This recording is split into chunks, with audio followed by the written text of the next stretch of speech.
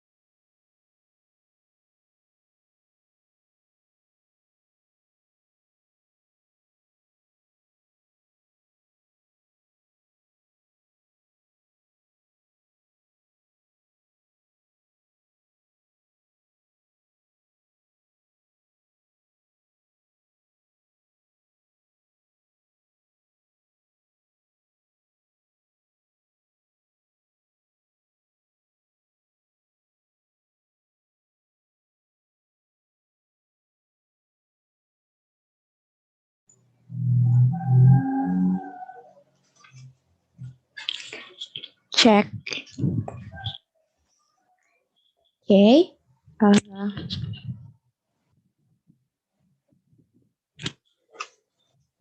Assalamualaikum warahmatullahi wabarakatuh.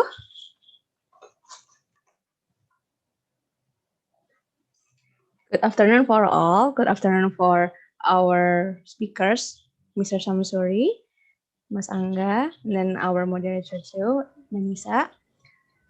So before we start the agenda for this afternoon, let me introduce myself first. So my name is Aisyah Danzi, undergraduate political student batch of 2017, Faculty of Social and Political Sciences, Universitas Airlangga. It is awesome and precious chance for me to be your master of ceremony in this afternoon on Thursday. So welcome to our to our agenda for our this Natalis 43 for FISIP on Air, webinar Technopreneurship and Social Communication Practices. So in this lovely moment, I would like to say welcome to Mr. Irfan Wahyudi, our third Deputy Dean. Mr. Irfan, good afternoon. Hello, Santi. Hello. And then our moderator for this afternoon too, Nisa Kurnia Ilahati, lecturer from Communication Science Department. Hello, Mbak Nisa. Hello, Good afternoon. Afternoon. And then our first speaker for today, Angga Prawadika, lecturer from Communication Science Department. Hello, Mas Angga. Hello. Hello. And then our second speaker for today, Muhammad Samsuri, Mr. Muhammad Samsuri, our speakers from University Technical Malaysia, Malacca. Good afternoon, Mr. Samsuri. Good afternoon, yeah. Hello. Yeah. Thank you. Okay, and distinguished lecturers, staff, and guests, and of course, all my beloved friends and participants for today. Before we start the event, let's us pray in accordance with Shirley perspectively. My God, make this rewarding event for all of us, and the event will run smoothly and conducive. Thank you. So before we enter the event, I will read out the agenda for this afternoon.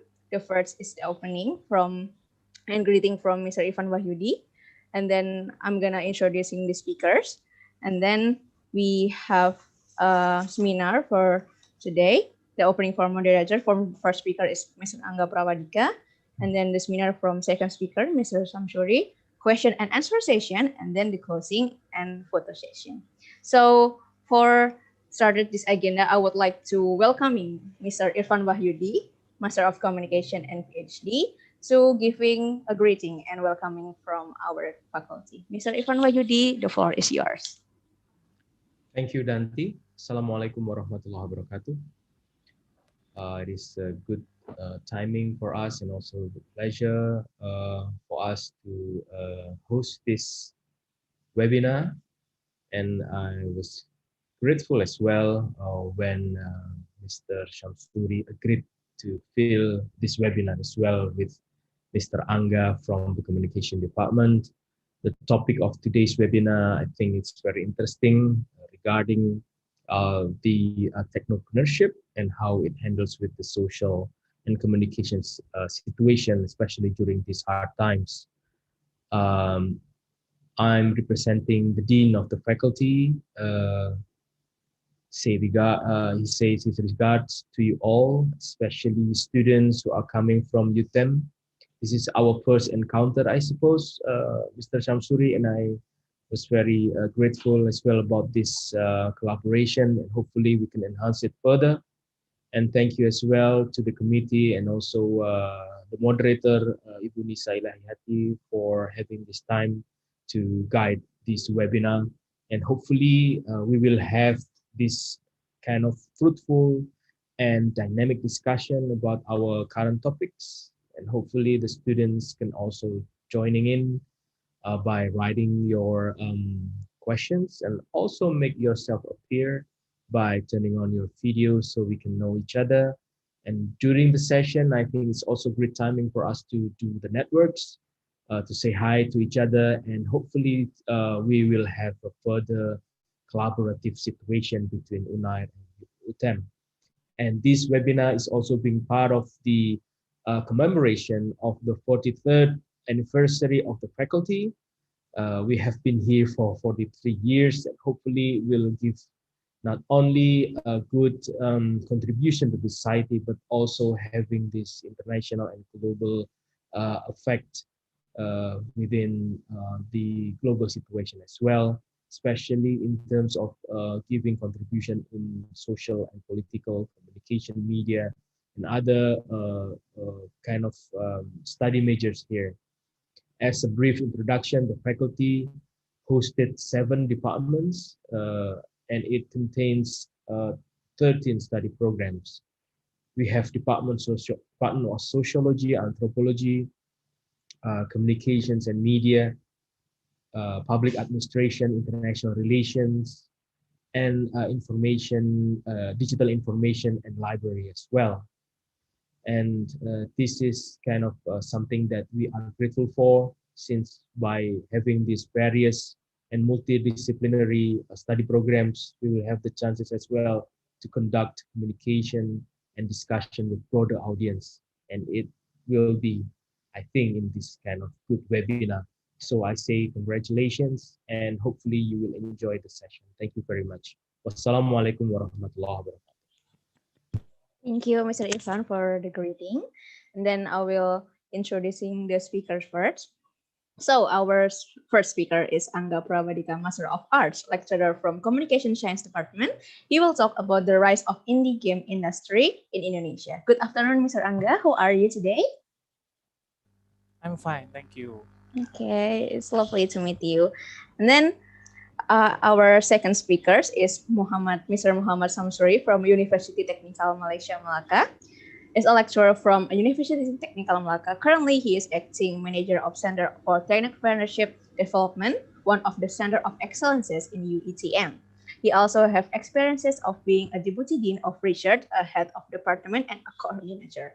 As a lecturer, he has taught in areas like leadership, human and organizational communication, and thinking skill. In research, he is interested project at the National Communication and Soft Skills. He has participated in more than 15 research projects at the national and international level, either as the principal investigator or as a member. He's also a cumulative fellow of the research grants amount or more of RM4 millions. He has also published more than 50 research articles, including in Scopus and ESI Indexes Journal. The achievement has led Muhammad Samsuri being a keynote speaker in several conferences, particularly in Indonesia. He was also founding head of 2 research groups in UTM, namely the Sustainable Industrial Community and Research on and Innovation Management. Hello, Mr. Samsuri. Welcome. Thank How are you. you for today? Alhamdulillah. Good, fine. Alhamdulillah. So he will present about the practices of internal communication in startup. Good afternoon. And then we jump to our next agenda. It's opening from our moderator, Nisa Ilahiyati. The floor is yours. Thank you, Danti. Good afternoon, everyone. I hope everyone is safe and healthy at this lovely afternoon. It's quite hot here in Surabaya. I hope it's not as hot as today in yours. So today we're gonna talk about technopreneur. As we can see, the rapid change of technological advancement, it makes us imagining something that cannot we cannot imagine like 10 or 20 years ago nowadays. And when we talk about jobs with technology is kind of interrelated. So today we're going to talk about that. So for the both of the speakers, for our distinguished speaker, we welcome you and we thank you for coming to our webinars this lovely afternoon. And I hope both of you uh, can give us the insightful of the technopreneurship, maybe for the students to kind of construct their future. If they want to be a technopreneur, then what they have to do, or what kind of landscape of technopreneurship in Indonesia and also in Malaysia or in the global aspect. So for our two distinguished speakers, because Dante already mentions about Mr. Samsuri. So I will explain a bit about Mas Angga. So Mas Angga is one of youngest lecturer in Social and Political Sciences faculty in Universitas Airlangga. He is graduate from Universitas Gajah Mada in 2017. So he's quite young, but young with a lot of achievement. One of it, he is the winner of the Young Stars at Star Busan Awards in South Korea. Wow, that's very great. And it's technopreneurship also making an advertising, right? So for today, Mas Angga will talk for 30 to 45 minutes. For all the students, I welcome you. And please, if you want to address a question or two or maybe three, you can put it on a chat box and I will write it to the our distinguished speakers after they presenting their PowerPoint. So please kindly write it. And also, I encourage the students to write their own profile in the chat box. Maybe you can exchange your Instagram account or maybe Facebook account so we can make a collaboration maybe one day, or you do networking right now, but maybe 5 or 10 years from now, both of you can become a technopreneurship, and then you can choose this road, and then after that we can make our collaboration bigger. So that's our main point for today webinar. So please welcome our first speaker, Mas Angga, which gonna talk about the game industry in Indonesia. Please, Mas Angga, the time is yours. Okay, thank you. This is Nisa.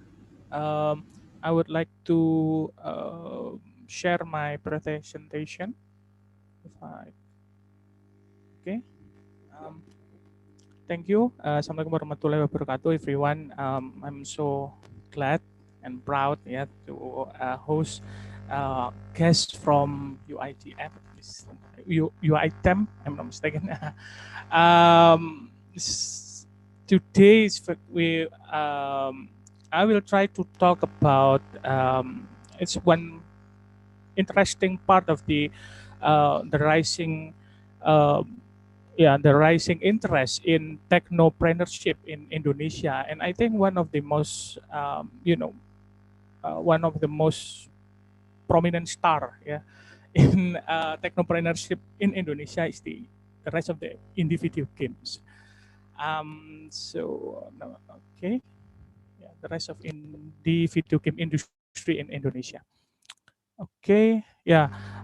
My presentation will be divided into three sections. We will talk about the rise of the introduction into the indie video game, and then we will talk a bit about the Indonesian indie game developers, and the last we will talk about how we can improve these opportunities by increasing collaboration and including the social aspect into the technical process of the making video games. Yeah.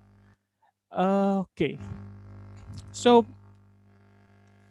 this what is the indie video game first? I think most of you, around, I don't know, maybe 200, 200 students in this webinar, so many. Most of you maybe is become so familiar with the video game itself. You can play it in mobile, in consoles, for example, PlayStation, and so on, or your PC. I think video game itself has become the integral part of the modern life, the contemporary life.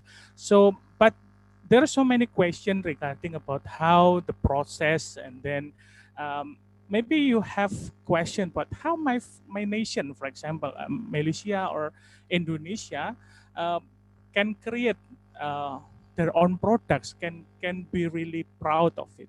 For example, like this, I can give you a little bit of illustration about how the uh, video game can really make uh, difference in the world. Yeah, for example, like this. So um, there is this small game company in Poland. It's called CD Projekt Red. Yeah, so many of you have already heard about it.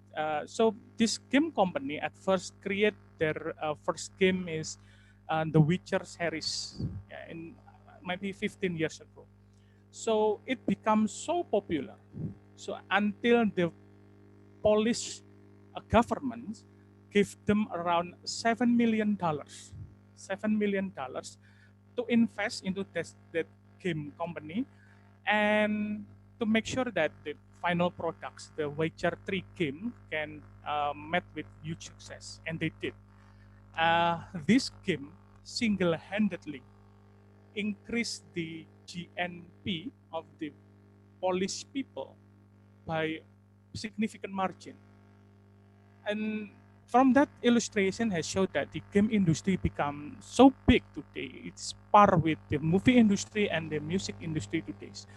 And I think the most many of the students from the communication major, for example, and technique, I'm sorry, the programming, and then design, graphic design. So many show their interest to be, you know, join into these potential industries.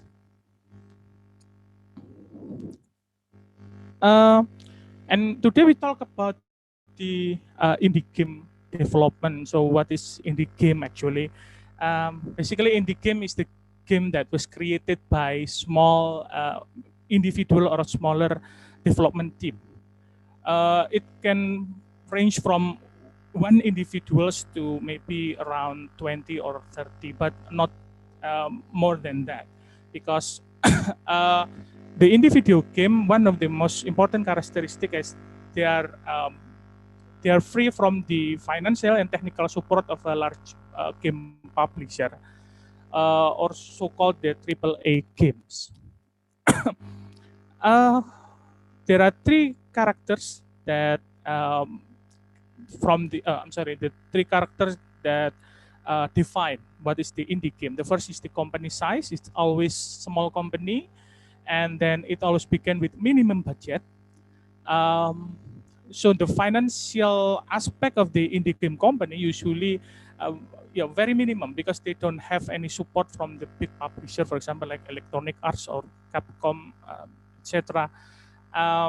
They usually get their funding by doing some I don't know, project in Kickstarter.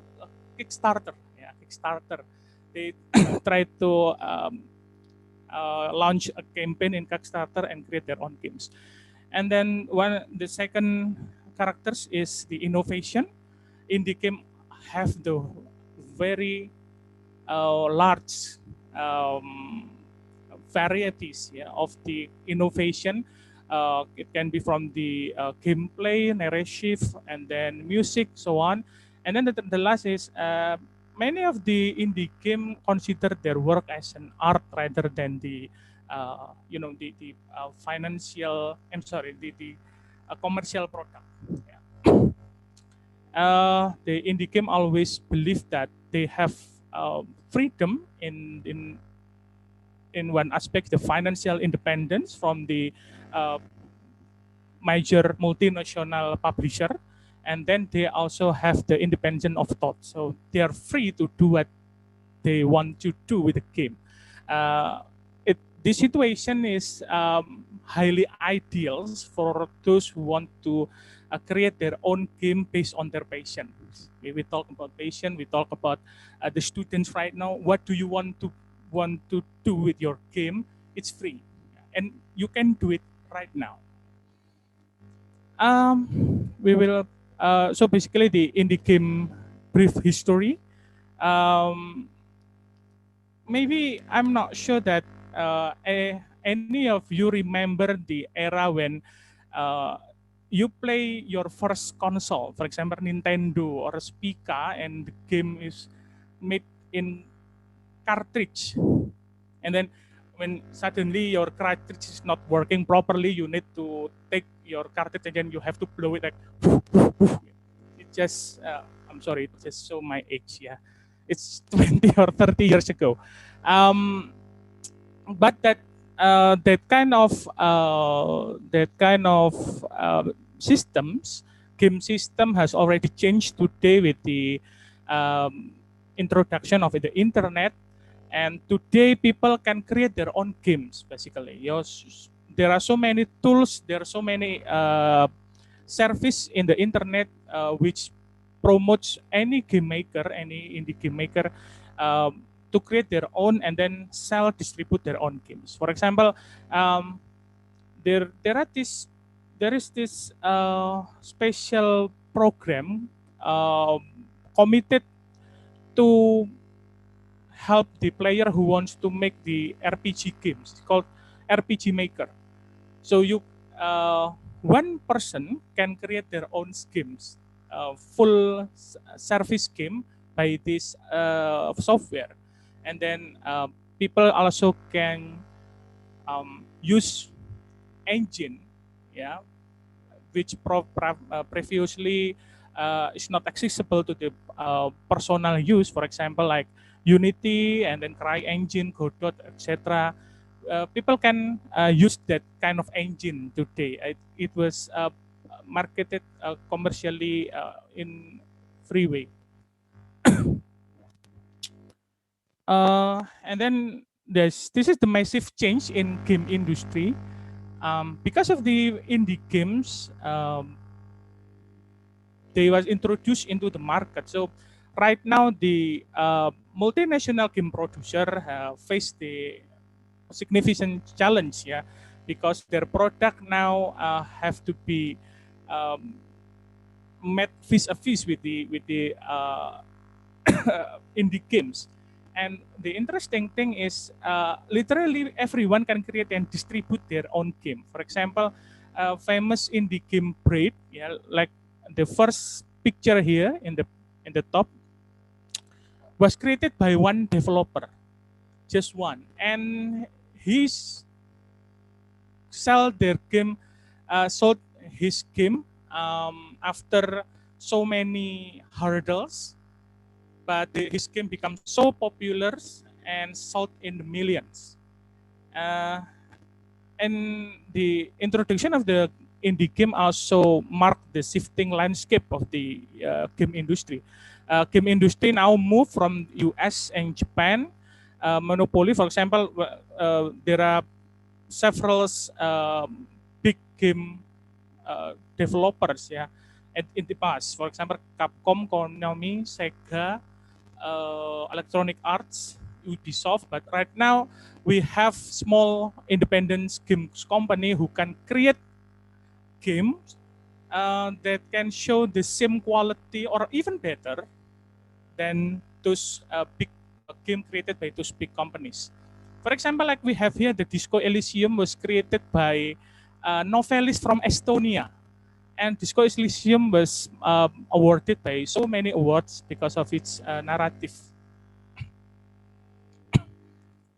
Okay, yeah.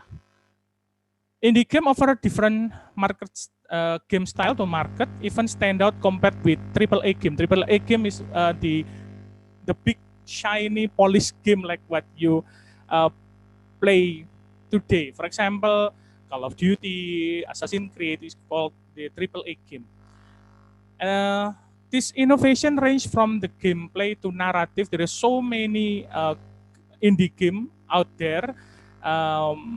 The data showed that in 2018, just in 2018, there are more than 7,000 games introduced in Steam. You know, Steam is the digital marketing platform for video games. So if you create your own game, you can sell it there. Yeah, around 7,000 games introduced just last year.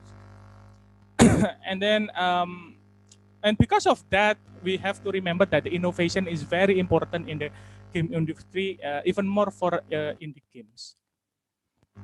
This is a big examples about how the the technology, the technopreneur, yeah, show that we have to you know we have to manage the technical and the social aspect to make a great video game. The narrative, the literary aspect, for example, like this.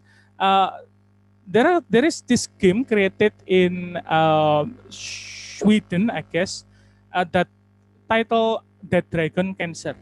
This game is quite unique because the developers are couples, and they create this game as a way to cope because they lost their son to the cancer. So in this game, the player try to the developer try to convey their feeling about the loss of their son, and this game can make you feel how to lose someone dear to you, even especially a son. And then there are two other games from Red Lantern Games from Taiwan, which um, rather unique because these two games, Detention and Devotion, these two games is horror game, but uh, these two games raise a very subtle messages.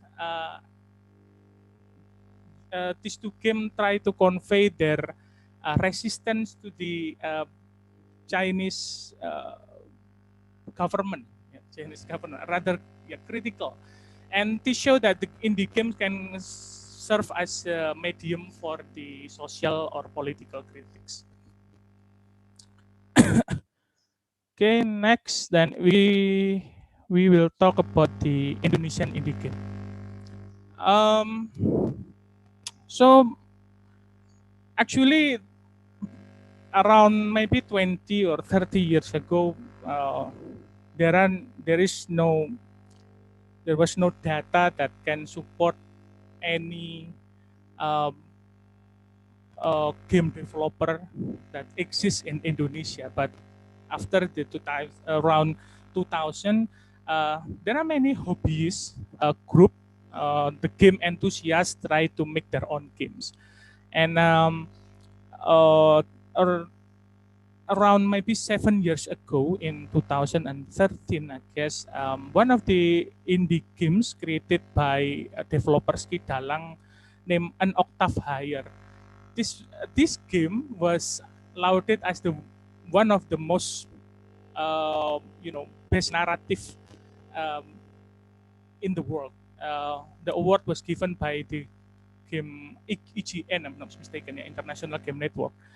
And no one in Indonesia ever heard about this game. And the story itself is so compelling because it tried to combine the Japanese RPG feeling with the story of the Indonesian independence, our struggle with Dutch and Japanese occupation. And the story itself is very good, but no one in Indonesia ever play this game or buy this game. But after the success of the Dread Out, yeah, if you ever heard game Dread Out and this game was played by many distinguished, maybe not distinguished, yeah, maybe famous YouTubers or Twitch player, like PewDiePie or Markiplier. So this game show, the Dread Out, showed that Indonesia also can make the international acclaimed video game. And then after that, there are sudden spike of the game developer try to make their own games in Indonesia, yeah, in the last several years. And what we have, for example, like this game, we have here is Kode Atma from can't remember the developers, yeah. This game was created for mobile platform, and if you interested, you can try to find it in your smartphone. For example, it's really good. At least from the premise itself is good. The graphic is maybe par with maybe you have played like Mobile Legend or something.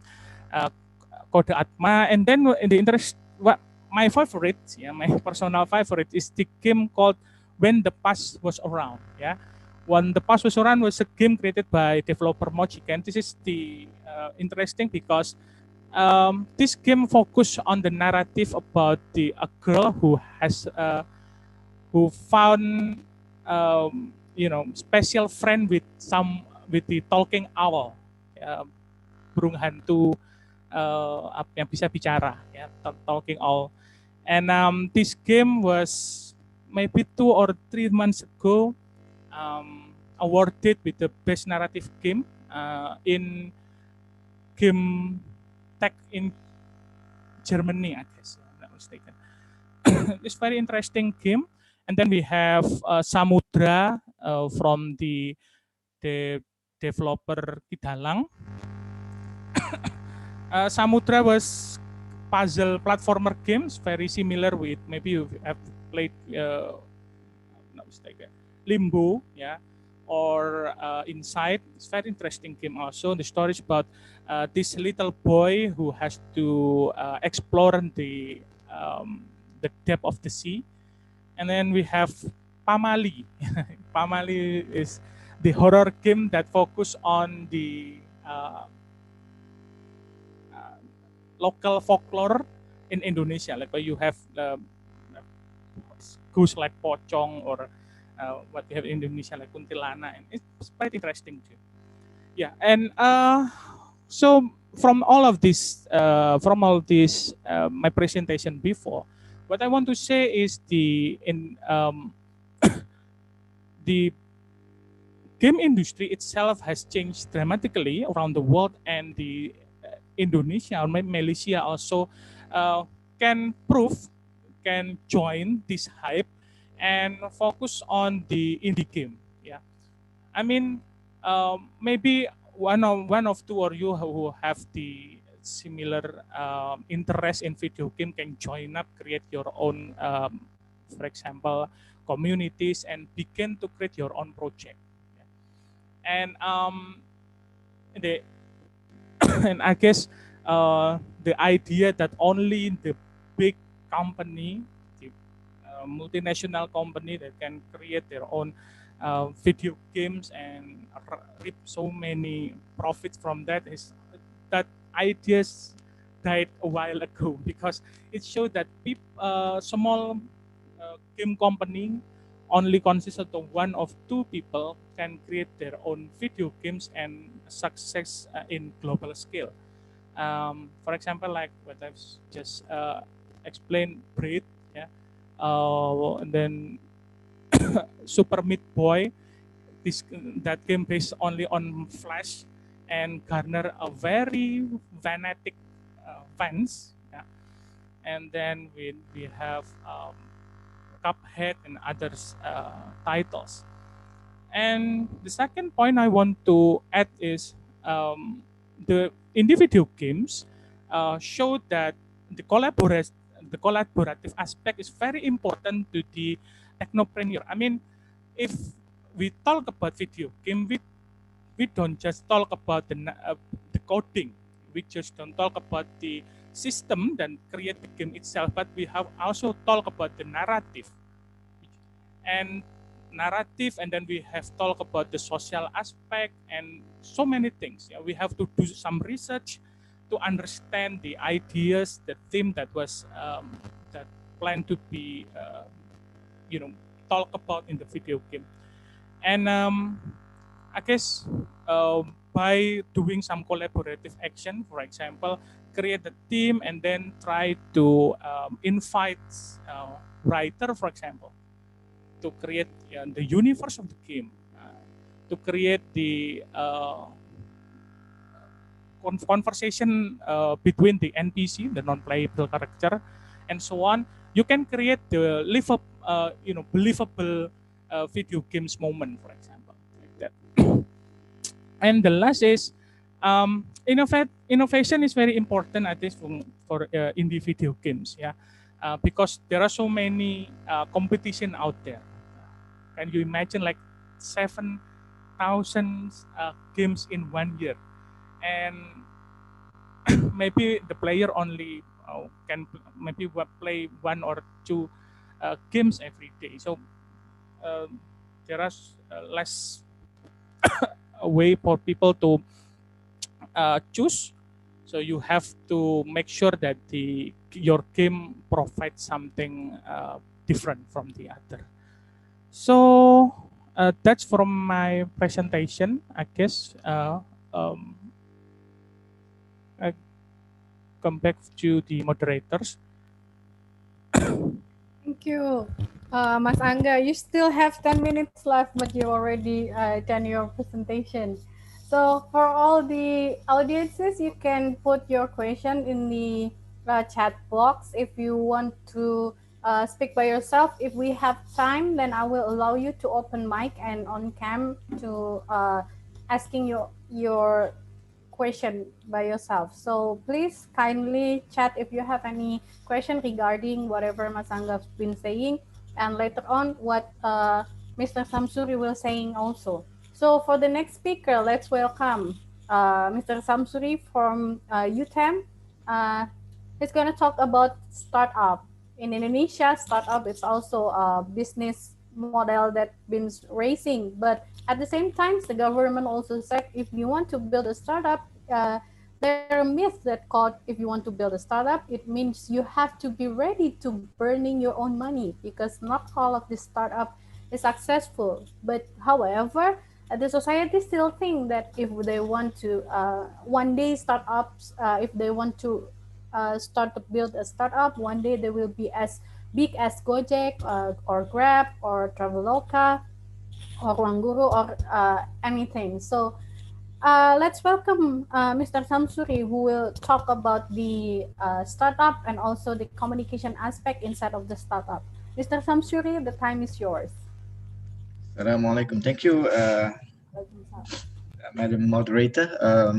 Thank you, the Miss Chairwoman, for the wonderful introduction. Ya, sekalian anak-anak di UNER ya. Saya kira saya harap semuanya sehat-sehat belaka ya, dalam keadaan kita ni ya pandemik ya, semuanya diberikan keamanan oleh Allah Subhanahu Wa Taala. Ya, semoga dengan beritanya yang baik ya, sudah ada 2 vaksin calonnya yang efikasinya agak tinggi. Kita harap itu bisa memberikan kita sedikit rasa selamat ya, supaya mungkin by next year, mungkin ujung tahun depan, saya juga bisa kembali ke Indonesia ya, menziarahi ya rakan-rakan di sana. Yeah. So thank you for the wonderful opportunity given to me. And I would also like to welcome my students, who are taking the organizational communication subject now. Hopefully, it is actually a good platform for them to be able to learn something new and to be able to get to know new friends, from Indonesia. So for information, we have also a few students from the Middle East, taking our class. So this is actually a good, what we call a platform to collaborate, as Mas Angga has actually said just now. Congratulations to Mas Angga for the wonderful presentation. So I'm also going to share a little bit about my topic. It's going to be not to be quite as indie as Mas Angga's presentation, obviously, because I'm not from the same generation as Mas Angga. I'm from the generation X, so I'm a bit quite what we call quite old, in my 40s right now. So this is actually not to say my first presentation in Indonesia, with our Indonesian colleagues. I think this year is actually my 6th or 7th time, presenting to my Indonesian friends. Yeah, the last one was actually in last October with friends from Makassar. So now going back to what we call the Javanese island. Yeah, I've been to quite some places in Indonesia, up to Manado. I've been to Banten and Surabaya was last year. I went to Surabaya last year. So hopefully I pray that I can go again. Okay. I'm going to share about the practice of internal communication in startups. But before that, for my Indonesian friends, students, in UNAIR, so this is actually some information about our university. It's a Technical National Malacca, situated in Malacca, which is about 2 hours from Kuala Lumpur, the capital city of Malaysia. So we are still young, established in 2000. So this is actually our 20th year of establishment. Yeah. So these are some informations that I would like to share with friends in Indonesia.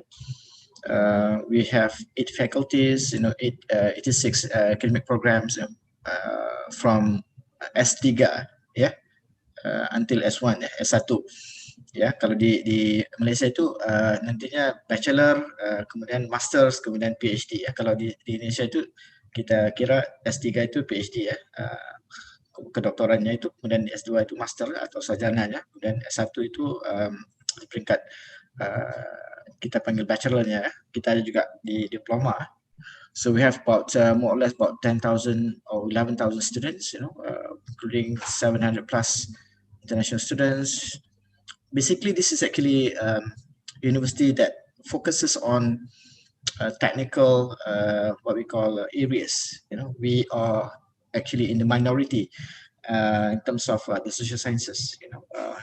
So the concept is actually we want to be a technology university that is actually advancing industry's interests to help the industry to solve what we call industrial problem, right? So I'm hoping that one day, friends from Indonesia, from UNAR, can come and visit us here, and vice versa. We can go to UNAR to actually meet our new family in Surabaya, which is actually one of the nicest city in Indonesia, right? So I'm going to present as such, that I will start with what is actually meant by internal communication, what is actually startup, and some of the hot startups in Malaysia, in 2019, and the importance of internal communications, and some of best practices and anecdotal reflections of internal communication in these startups. And last and but not least is really what are tools that are popular or important in terms of leveraging internal communication in startups. Yeah. So when we talk about internet communication, if there are no one definite answers or one definite what we call definition of internal communication, but basically it's all about two-way exchange of information and ideas or opinion, and the goal is to create or to shape behaviors in the organization. I hope my students who are taking organizational communication listen carefully, because this is actually part of the internal communication chapters in our class. So I'm actually blending class together with today's presentation. Yeah, and so when we talk about internal communication, it is actually more concerned about how does the members of organization communicate with each other. It on the two-way what we call platform or dimensions. Not from the top, or not only from the boss, but also from the members of the organization. This is actually very crucial, because if it doesn't happen that way, it is actually not what we call a good internal communication process. The boss will say something, the staff will listen, but at the same time the boss also needs to listen to the staff, to the members of the organization. So this is actually what we call a good internal communication. We have a lot of examples that people are so engrossed with the positions, the bosses especially, and they only want to listen from people to listen from their side. They don't want to listen from the members of the organization. It's actually quite hard, to when we have those kind of bosses. Hopefully, we don't have to encounter that kind of bosses too much. Yeah. So this is what we call internal communication. What is happening in the organization between members of the organization, right? And startup, as Bunisa says, it's actually, a new company, new ideas, being what we call imagined, being tested, being implemented. Yeah, it doesn't need to be big companies started.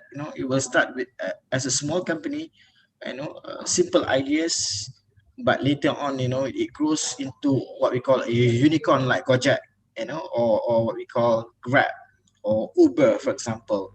We have like a big unicorn that started as a startup, like Airbnb, for example. Now Airbnb is actually going to do their IPO, initial public offering, which could value the company up to 30 billion US dollar. It started with a simple idea of providing holiday accommodations around the world to people on an online platform. Now it becomes one of the biggest holiday accommodation provider that doesn't even have their own what we call houses or accommodations.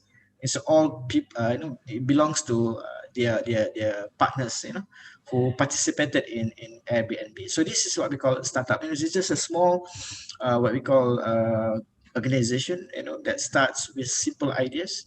And as Mas Angga said just now, there are a lot of indie games, that started or starts from a simple what we call establishment, in their own bedrooms, in their own what we call small dormitories and whatnot. And then they later on they grew big, because the idea was actually feasible.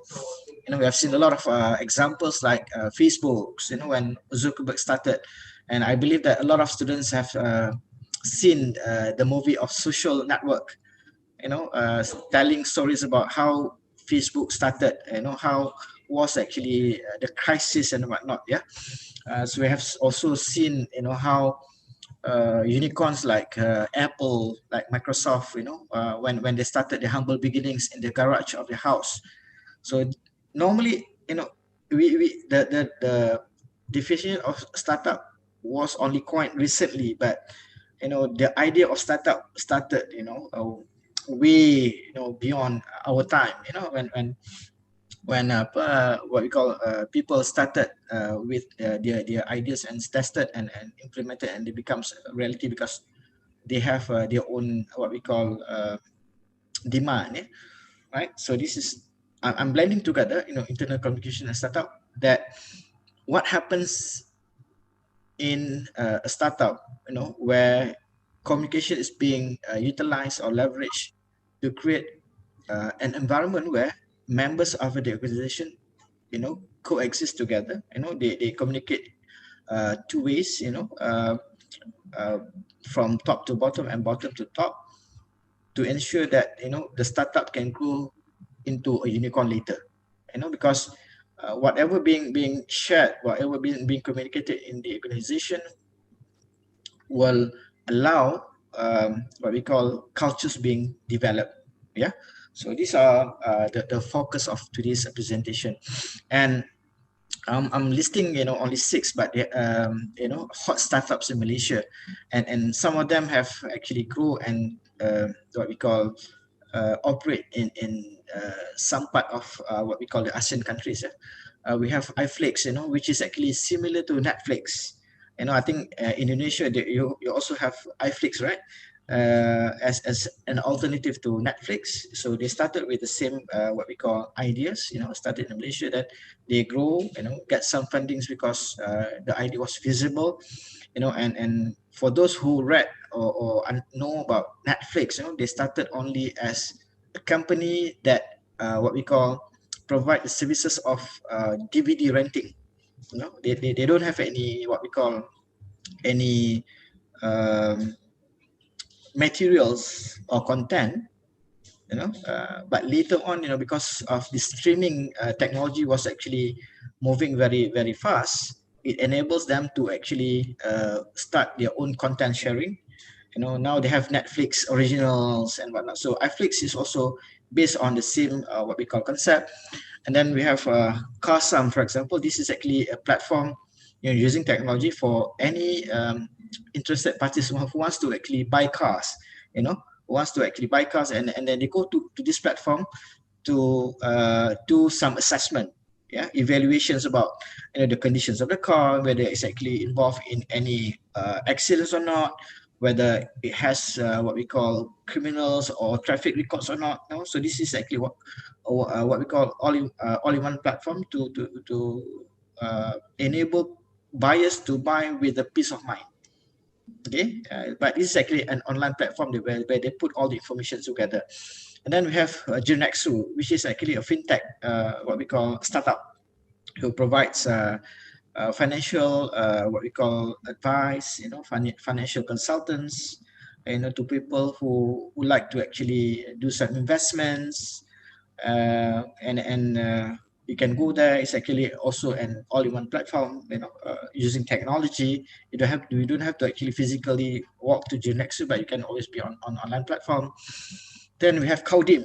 Kaudim is actually interesting. The name is the symbol of actually comes up. It's like Facebook symbol.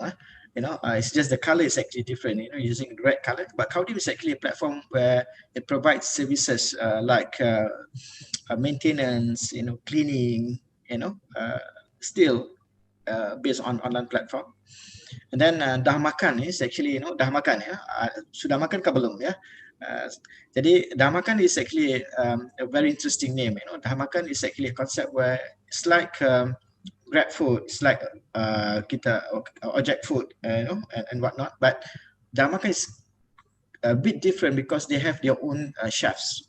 They have their own menu, that provide what we call food service delivery according to the menus and what we call the specialty of the chef that they have. So it's actually growing big, and now I think it's actually growing bigger because of the pandemic. People cannot move, or people cannot be traveling a lot because of the worry of contracting COVID-19. So actually, it's actually becoming what we call another options to many people. And the last one that I would like to share is actually BookDoc. This is actually a platform where you can go online to find the most suitable doctors for you. Sometimes we want we need to know what are the expertise of the doctors, their time of services, what can they give to us as a patient and whatnot. So this is also all-in-one platform for us to do medical consultations, before we even go to meet the doctor. So as Mas Angga said just now about the indie games, this is not what we call the indie business, but it's actually more or less like an indie business. They don't operate like brick and mortar kind of what we call organization. They sometimes they operate in the small rooms. They can operate using their phones and whatnot.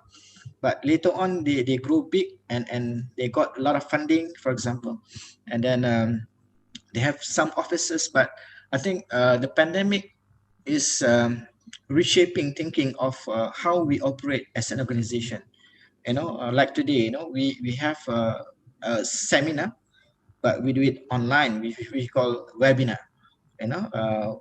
Previously we were talking, and when we talk about what we call having a seminar, it's all about, I have to go to UNAL. My students have to go to UNAL to actually do meet. Yeah, but now we can meet virtually. And I believe that most of our students sometimes they are just sitting or resting on their beds, listening to our sessions and whatnot. But it's okay as long as they are virtually there, listening to the class or to the sharing.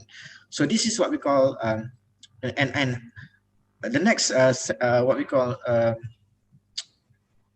session is actually talking about how does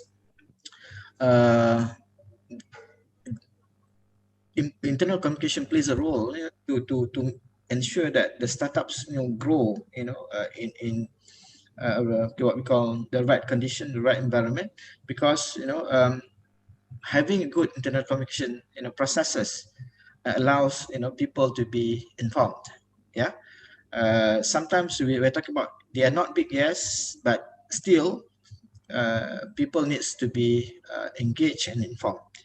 So this is very important, because I believe that when I give assignments to my students, now they're doing the assignments right now for organizational communication. They have their own WhatsApp group. Yeah, so some of the groups could be very proactive, even sending WhatsApping throughout the days and throughout the night. Yeah, but this is actually sometimes small things that differentiate between good, what we call projects, good groups, and the not so sorry, the not so good groups. Good groups will always be proactively communicating, engaging, sharing informations. Yeah, so this is actually the first role of what we call internal communication in a startup, right? And then it gives more people more holistic view of organizations. So when we talk about holistic view, when no one is actually being left behind in terms of important information, then they will actually have this what we call sense of belonging. Yeah, they feel that they belong to the group. Okay, so when they feel that they belong to the group, the commitment to what we call the organizations or groups will grow higher, and they will give what we call more effort, or more commitment. And then it helps to build our organization's culture. Yeah, so are we a group of startups that is proactive, doing benchmarking and whatnot? So it will actually be something that is being communicated on what we call a consistent basis, and gets people engaged. Yeah, means that people are actually always alert to whatever what we call change or development that is happening. Helps keep people calm in time of crisis. I think this is very much important. I think my students can relate to so many last minute decisions that they have to actually face, by the politicians, especially by the ministers. Yeah, whenever I think that the last semester, the start of the semester was actually quite chaotic, where they were only informed, during the last minute that they cannot come, or they cannot come to the campus. Some of them have came and then were told that they need to go back. So there were a lot of what we call anger, on Twitters, on the Instagrams and whatnot. Yeah, but I do understand the situation. Yeah, because it involves not only time, but it's also money. Some of them have bought tickets, for example, like flight tickets and whatnot. So by having a good internal communication, for example, it will allow people to know what is happening, what is changing, what needs to be done. Yeah. So this will calm people a lot, because most of us, we are afraid of the uncertainty. We're afraid of the unknown, right? By having constant information, internal communication especially will helps to actually alleviate the fear of the unknown. Yeah. So it creates another dimension to your workplace. Sometimes it is not only on the official platform, and it can be also unofficial platform. People can meet. I think the big unicorns like Google, for example, like Facebook, like Apple, for example. If we look at the organizations, they normally do their meetings, I think in a very relaxed way. They normally meet at the pantries or at the cafeterias, whilst drinking, and they will be discussing about serious projects during coffee, during playing games. So you will see that the office environment is totally different from what we see in conventional organization. The same thing as when we talk about doing the indie games, for example. Environment plays an important role, in terms of what we call creating the creative juice. Okay, so this internal communication can also play that role. Creates a channel for feedback, debates, and what we call sharing. This is very important, for the students taking internal communication. We're talking about grapevines, gossip, Itu kalau di Malaysia itu sekarang dikatakan membawang, Membawang itu the back, what we call the back channel communication. People sit together, and they talks about things that cannot be spoken in the official meeting. But the problem is that if we don't take care of that back channel, 90% of what happens in the back channel is actually of the truth. If you don't take care of that, then there will be a very big, what we call problems to any organizations, because people sometimes, because not to say that they don't want to be vocal, but in our culture, for example, being vocal most of the time is being misunderstood as being rebellious, not in the mainstream. Even our students, they don't want to actually be too vocal, because they don't want to run afoul of the lecturers. But sometimes we need to have that rebelness in them, so that we can understand, how can we meet together, as a common platform. I'm in my mid 40s, so I need to understand my students who are in the early 20s and mid 20s. Okay, so sometimes being a rebel with a cause, is also good. All right, I cannot be a rebel without a cause, because it can be very destructive. You can be a bit vocal, but at the same time, try to be vocal, that is not what we call too what we call off stream.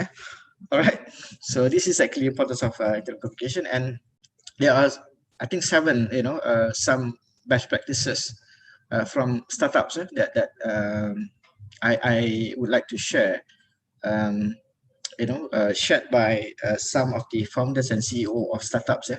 And one of it is actually, the first one is actually teach leaders to fish. And the big problems with some of the leaders, especially people coming from baby boomers, the old generations, right?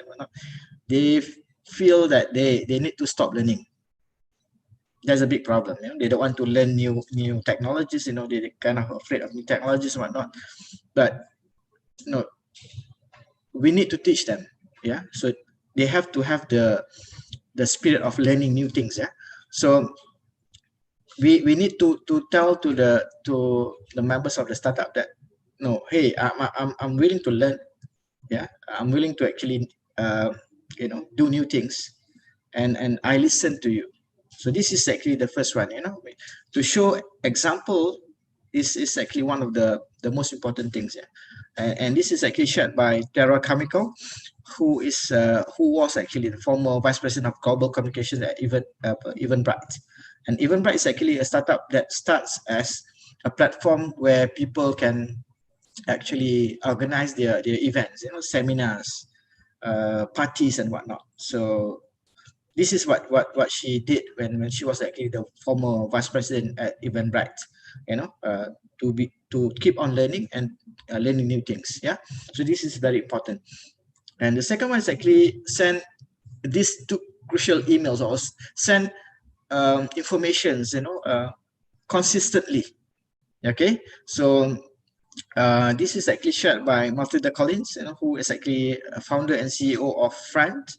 Every week she sent, what are required KPIs for the week, and what are what we call the developments that are happening in the startups.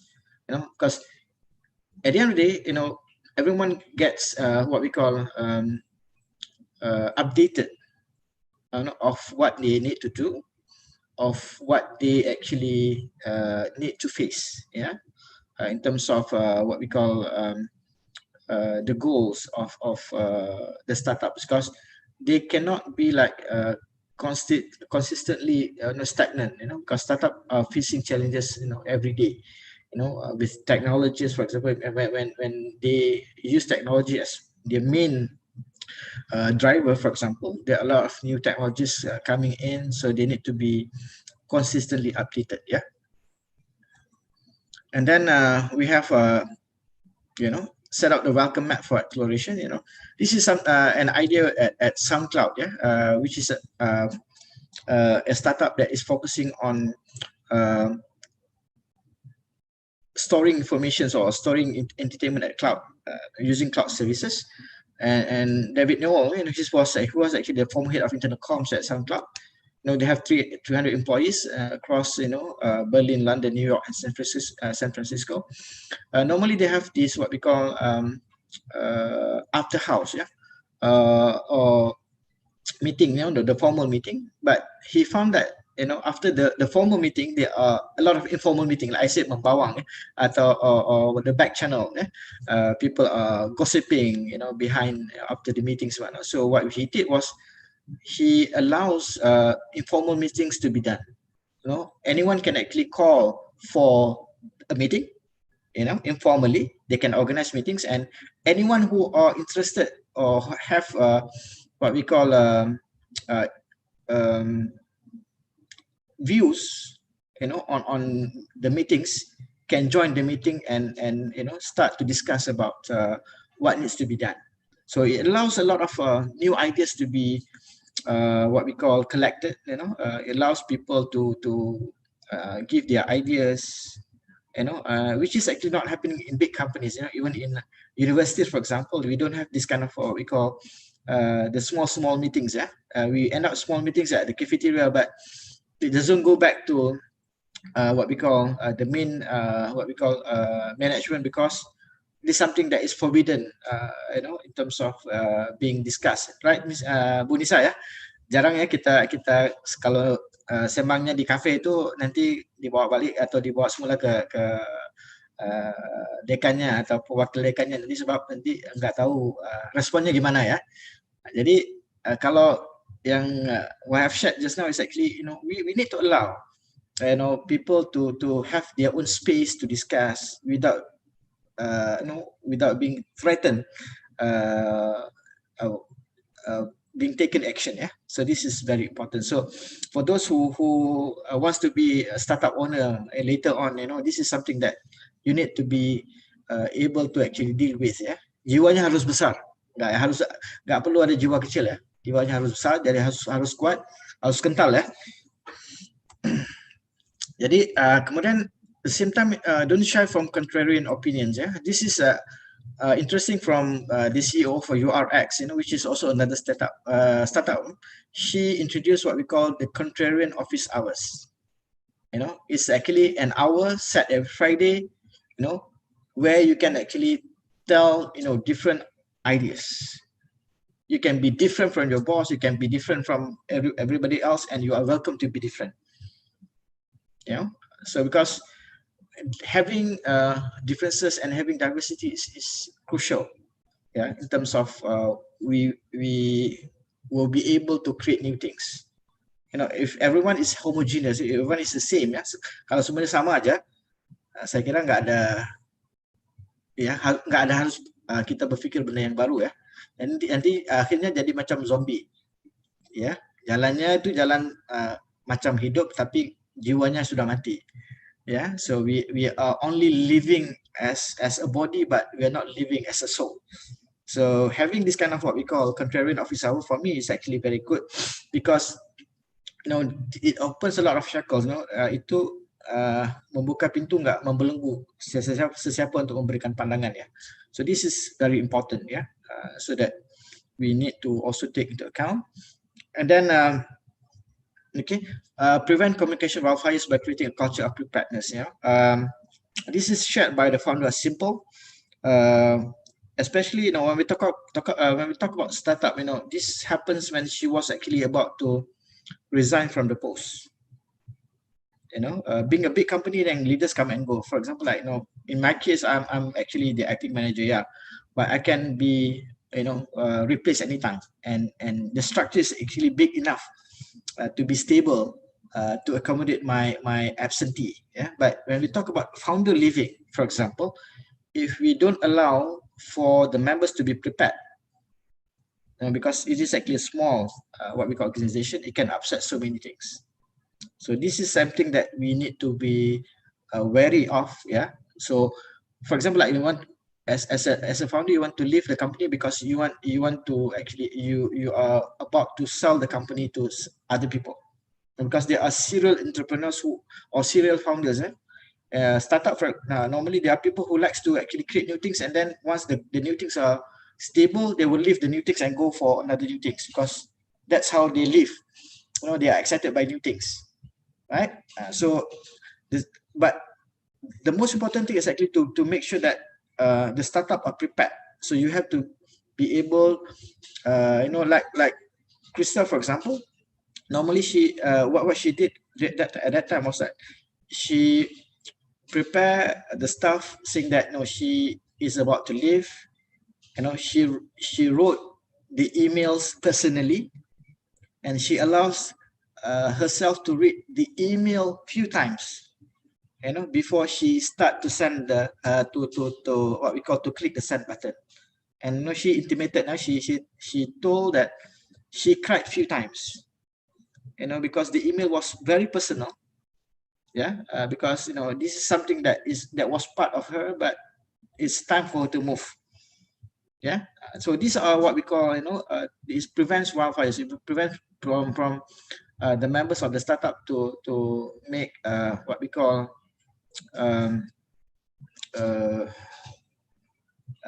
from them being jumpy, from them being hasty decisions and whatnot. Yeah, so it's not going to be good for the startup, right? So sometimes even if we are trying to act as macho, for example, but there are times that we are only human. To show that we are human is nothing demeaning, ya, nggak merendahkan kita sebagai lelaki, ya, khususnya lelaki, ya pria itu kalau kita menangis sendiri itu nggak apa, ya. Jangan nanti menangis itu di publik, ya. Kalau menangis sendirinya itu biasa, ya, sebab kalau kita ada perkara itu ada nilai kepada kita, maka nggak apa-apa kita nangis saja, ya.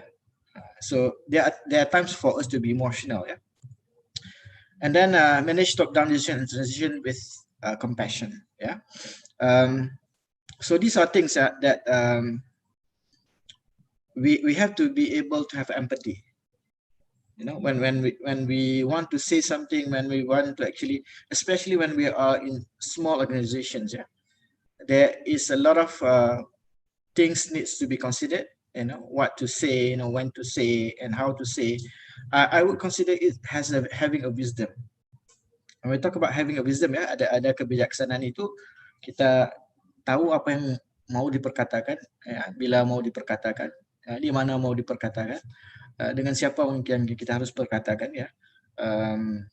Itu bagi saya itu kebijakan ya, harus ada kebijakan.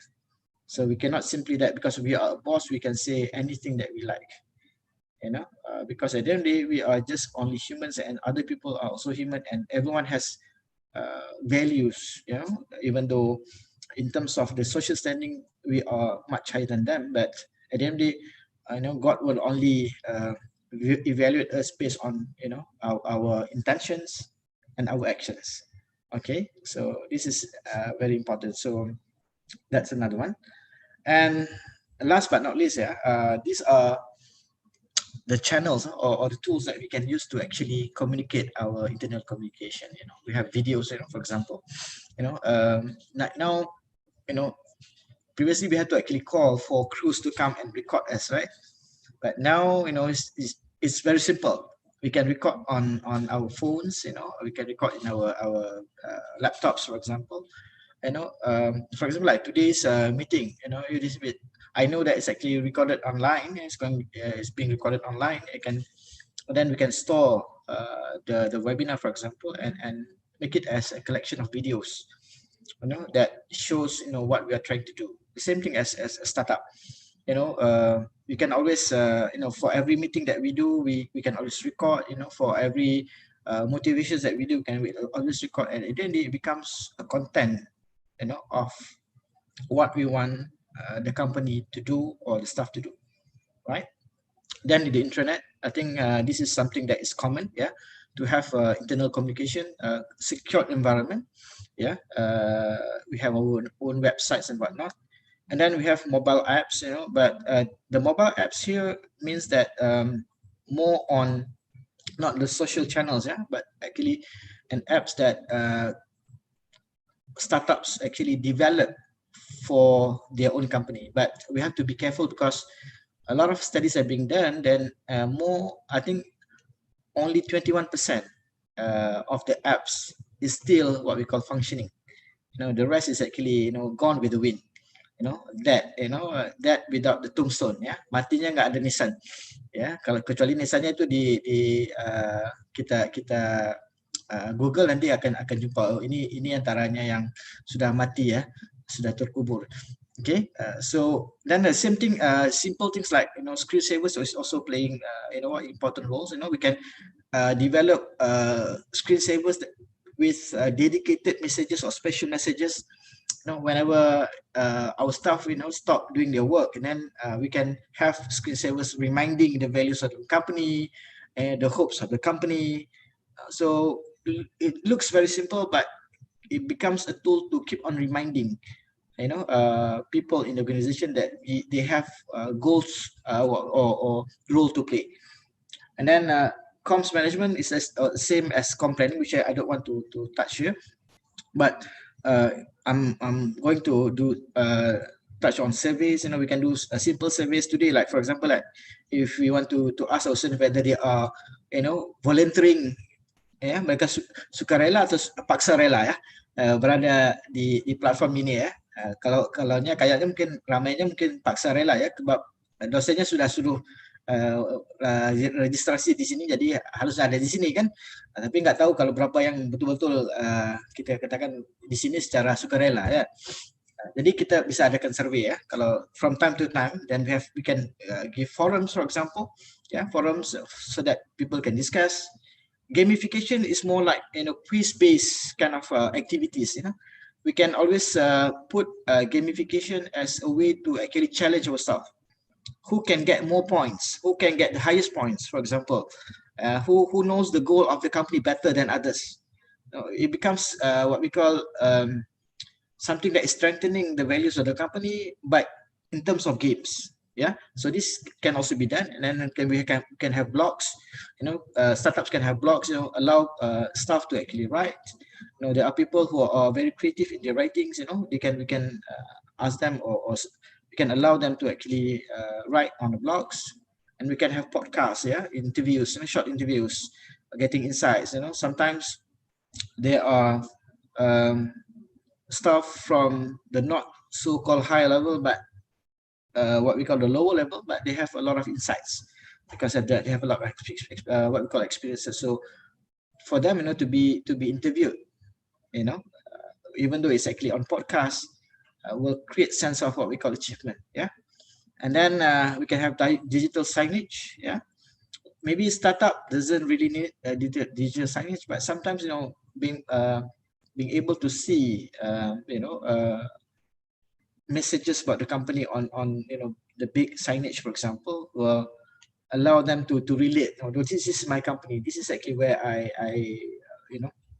I'm actually putting my effort. Yeah, we can from time to time we can always highlight the high achievers of the startup, for example. Yeah, so it will actually boost the what we call motivation of the staff. And then we have collaboration tools like Slack, like Yammer, like Microsoft Teams, like Google platform. This is actually what we call collaboration tools. For them to be there, to learn and to collaborate. Yeah. So this is going to be strengthening. And then newsletter, for example, we can previously is going to be it's more on the what we call the paper-based newsletter, but now because of the technology, we can always use what we call electronic newsletter, as a reminder, as what we call updates, of what's is happening or what has happened in the startups. And last but not least, which is actually social channels. For my students, this is actually the last topic in our subject. Yeah, we're talking about communication technology in enterprises. There are assignments for them to do. So WhatsApp, Telegrams are two of the most common social channels that are being used, but it has to be used very carefully, and there needs to be a very proper social communication or social communication channel policy, because sometimes it can be very intrusive. Yeah. Kalau nggak dijaga itu nanti pukul jam 12 malam ya, atau jam 1 pagi itu masih lagi diterima WA-nya itu masih message-nya masih masuk ya. Kalau di Sweden, for example, like in Finland, it is actually forbidden, as a social policy for bosses to communicate through WA during off office hour, during after office hour. They can get penalized to disturb their staff after office hour. But in our country, for example, both Indonesia and Malaysia, we share the same problem that once we are in our group, then we can no longer run away, because the boss will keep on actually hunt for us, most of the time. I think last night I received a message from my boss at 12:45 midnight, reminding me that they need information. I was like, I wasn't sleeping, but I was like, no, it's 12:45 at night. I was actually still receiving the messages coming in my phone. It's like, no, don't they sleep at night? Or are they working 24 hours a day? So that was actually the big dilemma. So these are the tools that we can use, but it has to be used carefully and wisely, so that the impact is actually good for internal communication. So in sum, I've started the sharing with introducing what is actually internal communication, which is actually a two-way what we call communication, or two-way what we call engagement, with the goal of creating new behaviors, new cultures within the startup. And as a startup itself is actually a small company that start with a simple idea and hopefully will grow on later to become a unicorn like Gojek or Grab, and then it is very important because it allows people in the organization to communicate with each other. And then there are several what we call reflections given by some of the startup founder or CEO or people involved in the startup. And then lastly is actually the tools for communication. So hopefully I've shared something that is actually beneficial for all of us today, and I'm eagerly waiting for questions from the valuable students. Thank you very much. Assalamualaikum. Waalaikumsalam warahmatullahi wabarakatuh. Thank you, Mr. Samsuri. What an eye-opening presentation. So, that's the dream, right? We want to make a startup and then becoming a unicorn, and after the decacorn. And sometimes, uh, if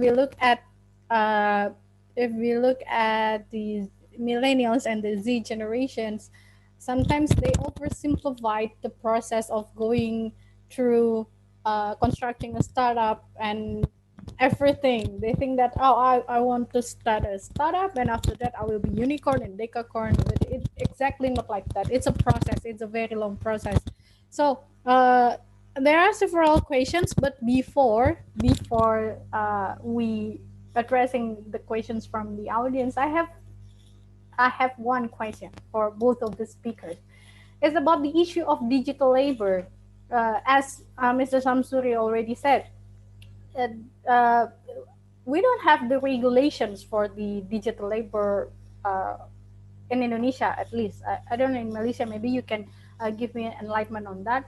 But we don't have that particular law that regulating about how many hours and how much should we pay and things like that. That's actually sometimes a lot of startup struggles with the well-beings of their own workers because they don't have a specific time, and the ideas about we are struggling through a better future uh, makes them not really patient to enjoying the process. But we have this target. We should run for towards this target, and then after that, the competition is also very strict in the startup industry. So, what do you think? What's your opinion about that? Maybe Mr. Samshuri can give his opinion first, and then Mas Angga. Thank you for Odisha on the question. I think it is actually common in so many countries, with regard to so-called digital labors. I think basically, if we look at the normal or common labor law, in Malaysia we have those what we call the minimum wage salary, but I think basically it's actually more on the conventional job. Yeah, but as for the what we call people involved in startups or indie games, or digital, industries, for example, I think basically most of them are working on the basis of what we call freelancing. So it's actually project-based kind of day-to-day job, and they are willing to accept the not to say hardship, but they are willing to accept the long hours, associated with digital industries, because it's all about time. It's all about time. Time is of essence for digital industries. Once you are, once you stop, other people are actually moving forward. So basically, when we talk about digital industry, digital labor, for example, there are no well-regulated what we call law or act that governs this digital labor. I don't think we have one in Malaysia, for example, and I'm not very sure whether we have one in Indonesia. Because it's actually not easy to regulate, and even as Mas Aga said, if you are involved in indie games, for example, no one is actually noticing your existence. Exactly. It's all the what we call the fruit, the passion of labor. Because you're doing it because you are passionate about it. Okay, so you cannot work during the regular hours, like the normal office workers. You're working odd times, and for example, as you are working in Indonesia, for example, but your project is actually in Europe. Yeah, you know. yeah. So your time is actually not, you know, Indonesian time. You have to work according to European time. I have a friend of mine who is actually working with Fuji Xerox New York. Yeah? He's in Malaysia, okay, but his office actually is his home. But whenever he has a meeting, he has to actually, you know, he has to actually adapt to the New York time. Yeah, yeah. Okay, so you don't talk about, you know, regular hours, but man, they can be paid more handsomely than what we call the normal laborers. But to say that they need, you know, they have regulations, I don't think so, because, you know, it's not easy, you know, because especially when we talk about the situation where outsourcing is actually very rampant. Yeah? You know, Yeah. if you don't want to do it according to our time, then we can actually always outsource, you know, to people in, you know, all corners of the world. So this is also another dilemma, you know, because if you don't take it, then there are many other people who are actually willing to take it. Okay, but at the end of the day, you know, I think most of the time, you know, there will be what we call an offset of, you know, loss and profit. Yeah, yeah. So it depends on the digital labels themselves to decide, you know, whether it's actually profitable or not. So that's my opinion. Thank you. Okay. Thank you, Mrs. Samsuri. So, for the next response, please, Mas Angga. Okay. I think my opinion is still online with Mr. Samsuri said that it is quite hard to.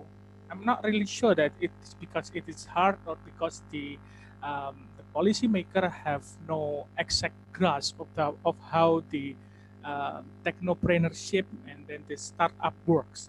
So the challenge, I guess, is to to tweaks the previous regulation, for example, for the laborers, the conventional laborers, and to suit this regulation into something that more accommodating for um, the uh, those who work in startup, for example.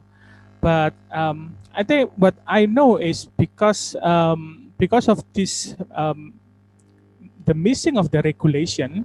So there are many cases of the, let's say, the exploitation, yeah, or at least the mishandling of the office hour, like Mr. Samsuri said earlier, and then how they deal with conflict within within the organization that has become the rampant problem for startup and for in Indonesia. Uh, and one important point is there are so many discussion about the rise of the gig economy, and the gig economies which like Gojek or Airbnb, which the worker don't have exact how to say it, the exact contract Yeah, that yeah then that's become a problem also because this situation creates so many jobs for everyone. It means that everyone can join for example Grab driver or ojek driver, but the question is, does it this contract doesn't provide them with security, for example if um, with sick days or other maybe pension and other uh, the problems that will be faced in future days. And in the case of the in the game industry, like what I've said before, there is this term called crunching. It means that the developer will push their worker into doing overwork hour, sometimes until 15 hours a day, to make sure that their work is done on time. And this practice has criticized by so many people, but still, because there are no regulation that um, uh, implemented into this kind of industry, especially in the game industry exactly. setup. Yeah. So the worker don't have any base. If if he wants to, let's say, to protest or try to make his case into the court or something like that. I think that's my opinion. Okay, thank you, Matanga. So basically, the regulations just falls behind the technological advancement and the creative thinking of a human being to create another field work and another job and things like that. So that's what's really happening. I think it's all over the world. It's a global phenomenon about that. So correspondent with my question, here's come another question from Dante. Dante asking about the same question, but it's a different. While I'm asking about the labor, but Dante asking about the structure of the startup itself. Is there any regulations in Malaysia that uh, manage how many like how much capital needed to be a startup, and then how to build a startup and how to make a copyright from a startup and things like that? Do you have any regulations like that? If it is the government and the startup itself has an organizational communications, or and is the communication doing between the government and the startups company is good, so they can make regulations that uh, have advantages for both sides, or how is the condition in Malaysia? So I think it's for Mr. Samsuri alone to respond. Thank you, Asha, for the question. I think in Malaysia, I think and it's actually similar to many countries. I think there's no kind of like a regulation to say that you have to have certain amount of capital to start your business, because normally they started with an idea, and they go and see few people to actually validate their ideas, and once the idea is feasible, they will actually start, or some of them will just start, and later on they will actually what we call pivot, change the business model. But in terms of I think government side, we have this what we call government agency. It started as a platform. It is actually named Magic. Malaysian. I can't remember. But it's actually more on innovation kind of thing. So it's actually an agency that plays a role to facilitate social enterprises, startups to grow. They normally have grants. They give assistance in terms of trainings, networking, for example. But I think most of the time, we see that those startups that grows very big, they they did it on their own way. Because I think one of the example that even like now we have not Grab, we have Grab. Yeah, for example, Grab. Grab was actually is actually a Malaysian company, but no one wants to actually in Malaysia wants to actually fund the company, so they went to Singapore. So they got the funding in Singapore. Even the same thing as those. I think the inventor of the flash drive, he was actually a Malaysian, Yeah. but the invention was actually accepted or funded in Taiwan.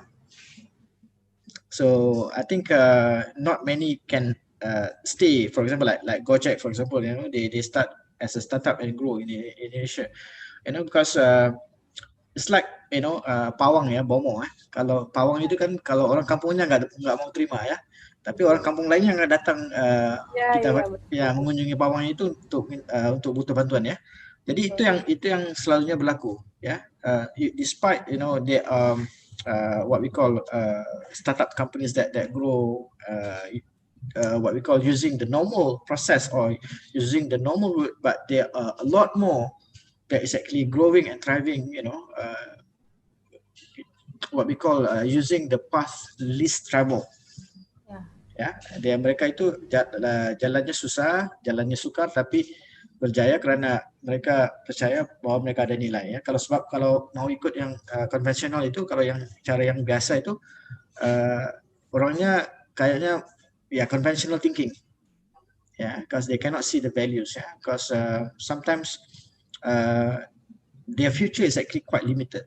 But as for like Dante, for example, being very young, you can see a lot of possibilities.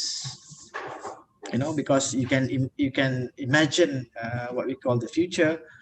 Because sometimes what people fail to realize is actually the future is already here. Yeah, masa depannya sudah ada di sini, but it is actually not well distributed. When we talk about well not distributed, it's actually because it is here and there, but it is actually not in one platform yet. For example, like we're talking about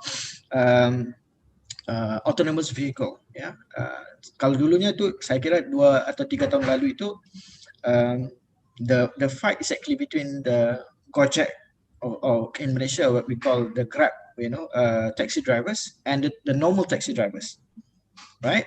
People are fighting because Gojek and Grab comes and actually take over the traditional taxi drivers. But what they don't realize is actually the near future is that once the technology of what we call autonomous vehicle becomes mature, and the cars can be driven by computers, what are both of them going to fight over? Yeah, Grab workers, and Grab will say, no, we are not going to use drivers anymore, right? Because we can always buy cars that can drive by themselves. And at the end, siapa yang mau kalau kita gaduh sama-sama itu taxi drivers yang tradisional sama yang Grab drivers yang sekarang ini ya. Tapi kalau sudah diambil oleh robot ya, jadi nggak bisa gaduh lagi. So these are things sometimes it is hard for some people to imagine, but it's actually unique to those who actually can see a lot of things, possibilities. And I believe that the young people, my students and your students, like Dante, for example, they see a lot of opportunities because they are what we call the digital native. They are being born and being actually raised in what we call digital environment. My kids, for example, they can play games very well. Right. Yeah, I mean, as if they were born with the gadgets. Right, you can see people, kids like 2 years old, 3 years old. They are very much more what we call competent than us. Using all the gadgets and whatnot. Yeah, I mean, so they are playing PUBG. At the age of 3 or 4. I don't even know how to actually operate PUBG. It's like, okay. So these are things that I think. These are things that if you ask, there are certain level of what we call government regulations and whatnot, but I think we need to follow the spirit of the Silicon Valley. Most of the Silicon Valley's company that becomes giant, they were independent. They chart their own path. And then they become big and unique in their own way. Like Facebook, like Google, like Apple, like Microsoft. So these are the things that I believe that because if it's good, then it can grow anywhere. Okay, don't if any of the students who wants to be what we call the next Zuckerberg, the next Jobs, the next what we call Jack Dorsey doing Twitters and whatnot, don't depend on yourself too much on the government, because you will not go anywhere. You will go somewhere, but not be as big as because be independent. Yeah, so thank you for the question, but that's my opinion. Yeah. Thank you, Mr. Samsur. Thank you so much. It's basically because we have this global village right now that is borderless and also timeless, so there is much opportunity, but at the same time